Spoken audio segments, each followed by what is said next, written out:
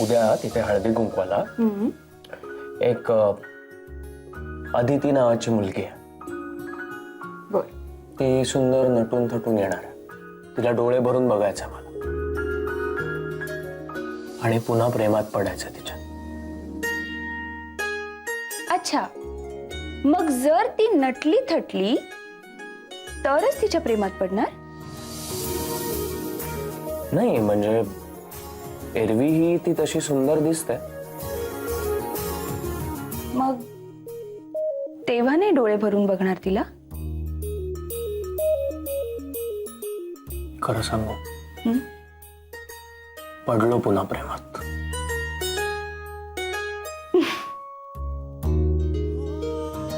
मग झालं तर आत्ताच बघितलंस ना, मग उद्या तुझं काय काम? उद्या जा मीटिंगला. हॅलो, चिटिंग आहे?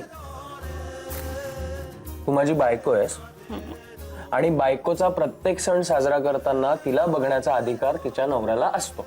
त्यामुळे माझा तो अधिकार आहे. जय, असं काय करतोयस? आदिती, झाले का ग लाडू वळून? काकू करते, थोडस बाकी. काकू मला सांगा, हळदी कुंकवाच्या कार्यक्रमाला पुरुषांनी आलंच पाहिजे का? नाही. का ग, जयला यायचंय का? तेच ना, पण बिचारा नाही येऊ शकत. उद्या रजनी सोबत मीटिंगला जायचंय ना त्याला. ठीक आहे, नाही येत. तुम्ही करा तुमचे बायकांचे कार्यक्रम. जय, अरे ऐक ना, तू असं अगो बाई, ह्याला रागावता पण येतं काय ग हे? काकू, अहो त्याला उद्या रजनी सोबत मीटिंगला जायचंय. तसं तिने सरांना सांगितलंय, त्यामुळे त्याला जावंच लागणार.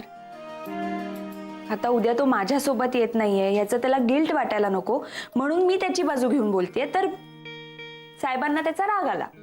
साहजिक आहे ग. अगं, लग्न झाल्यानंतर सुरुवातीची काही वर्ष पुरुषांना असतो उत्साह असल्या कार्यक्रमांना जायचा. नाहीतर आता आमचे हे बघ, हळदी कुंकू वगैरे म्हटलं ना की घराबाहेरच पडतात. बरं अगं, मी काय सांगायला आले होते, तुझ्या वहिनीचा फोन आला होता. काय? हो, मलाही बोलावलंय त्यांनी. तू सकाळीच जाणार असशील ना? हो मी ते हे सगळं आवरून संध्याकाळी. चालेल. बरं अगं, ते राहू देत, मी बघते ते सगळं. तू आधी त्याला समजाव. आलेच.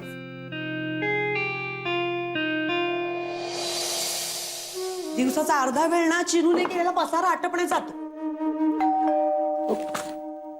अण्णा बसा. नाही बसा, मी उघडते. तो ओळखीचं कोणी आलं तर काय म्हणते येईल. आजारी सासरा दरवाजा उघडते आणि सून काय आराम करते की काय. बसा.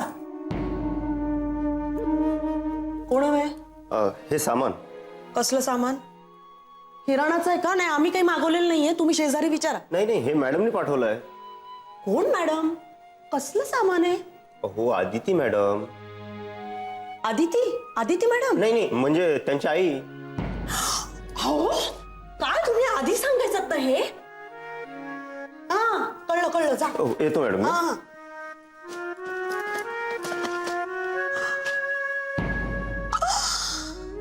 अण्णा, बघितलं का आदितीच्या आईने काय पाठवलं ते?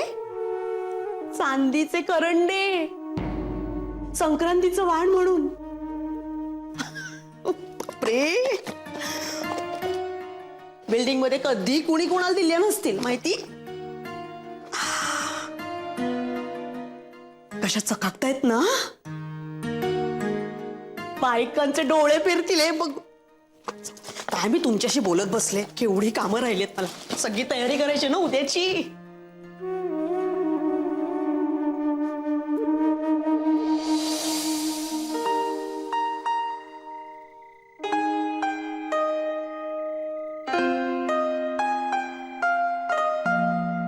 बापरे, लहान मुलासारखा लाडू खाणारा जय खानोलकर हट्ट करतो आणि रुसतोय?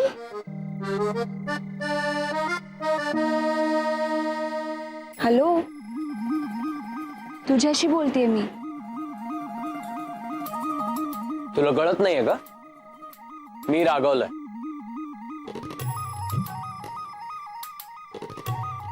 खरं सांगू, मला खरंच कळत नाहीये.